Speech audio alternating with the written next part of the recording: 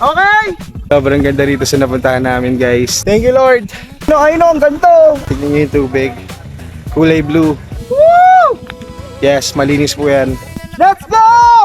Alam niyo bang aksidente lang na napunta kami rito? Opo, kasi may iba talaga kaming dapat pupuntahan pagkagaling ng San Antonio. Ang kaso hapon na isa pa hindi daw pwede mag-overnight doon. Pero tulad ng sabi nila, pag may nawala ay lagi may mas magandang kapalit. At dito kami dinala ng tadhana. Nagkataon lang na nagtanong kami sa tindahan tapos tinuro ni tatay na dito daw talaga pinaka-the best na pumunta. Andiyan sila Kuya Husky, si Boss Rolly, si Paring Tongpu, tsaka si Draft King. Galing sila sa market, namili ng mga pagkain namin. Tingnan nyo kung gaano kaganda yung location na to, guys!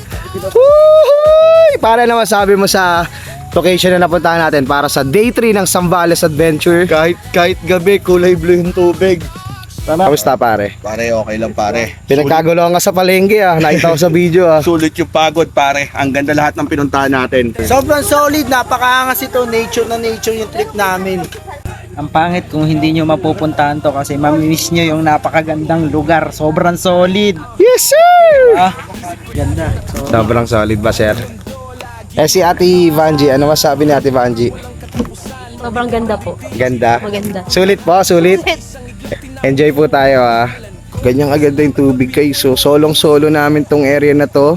Woohoo! Ay, malalim monti dito. Oo, palalim siya.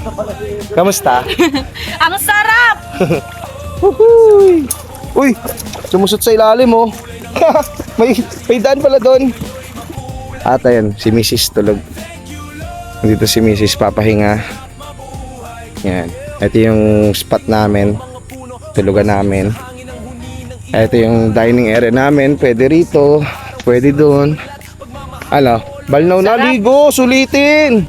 Pagkabalik ng mga tropa galing palengke, naging busy na ang lahat sa paghahanda ng hapunan namin. Tapos ako naman nagpahinga muna saglit sa tent, kumbaga nagpower na para mas marami pa akong magawa. Hanggang sa naalimpungatan nga ako kasi naririnig natin ng Kuya Husky na vlogger na bumabanat dito ng content. Bukod doon, nag-aaya na rin talaga sila kumain ng hapunan, kaya talagang lumabas na rin ako.